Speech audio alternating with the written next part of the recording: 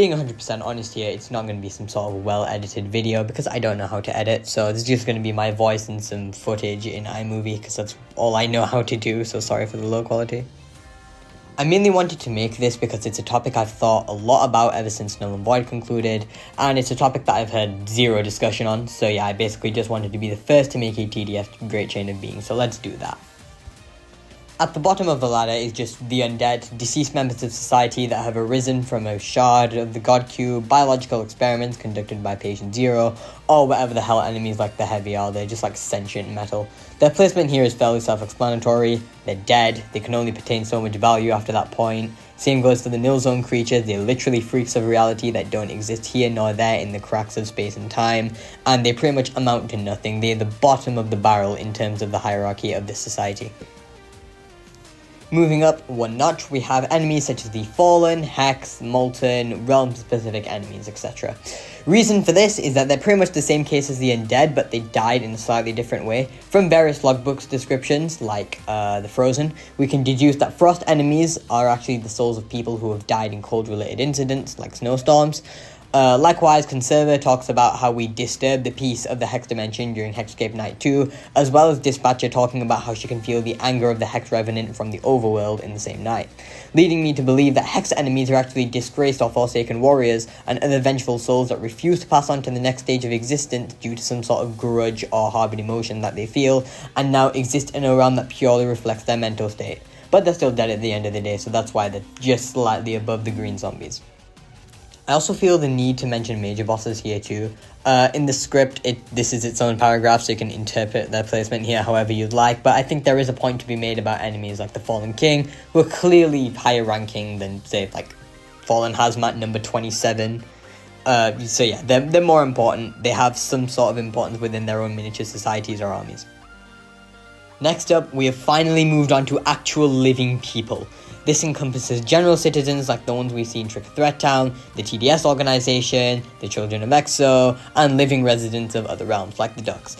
These guys have the possibility of death, have survival instincts, and brains capable of constructing portals to other dimensions, as you do. Truly the stand-in for normal people in this universe. So yeah, they're right at the middle. Next, we have the surviving members of the Old World, like Narrator, Riftwalker, and whoever else stood the test of time during the reformation of the universe. These guys have proven to be quite so strong in their abilities and health, as Riftwalker is able to survive with estimated at least 3 million HP when possessed by Exo's soul. And because of these factors, they place higher than New World dwellers because they are clearly more powerful, especially the thousands that were sacrificed to create the God Cubes, and Lord Exo says that they would be revered as gods in the New World. Now, in our penultimate category, we have the two presumably most powerful entities of the Old World, 2X and Lord Exo. Now, what sets these two apart from any other Old World dweller is the power that they hold, or seemingly hold. 2X manages to create a whole sentient servant capable of withstanding most God Cube corruption, as well as being able to freely traverse between realms and having the authority to vanquish people towards all null and void, that being the Nil Zone. And Lord Exo seemingly had a tyrannical reign across maybe even multiple realms, having an army being the size of multiple and champions that are solely loyal to him. Now, I believe this all culminates in Exo being imprisoned within the God Cube, and this causes 2X to be marooned in the Nil Zone with no way to leave, hence why he created the Riftwalker to be able to protect the meta and travel between realms to make sure that it remains balanced.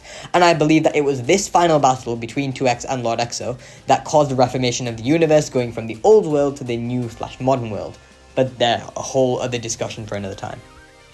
Now, you may be wondering, who could possibly rank higher than these two? The overarching antagonist of TDS's entire story, and potential angel character that doesn't really like him very much.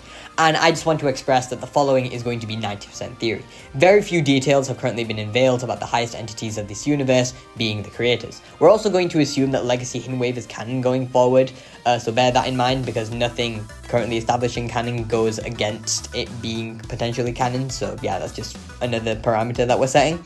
And to begin with, the creators are referenced twice in the Null and Void event, once being present in one of the cutscenes to Banlands. Off the top of my head, I can't remember which one it is, but basically the corpse of the creator is present along with the Star Cannon and some other Legacy map paraphernalia, and also being called out by the narrator on Wave 29 of Blind Faith, where he retorts at the presence of the Star Cannon, rhetorically asking, do the creators hate us or something? So now we know that they exist, but what exactly are they?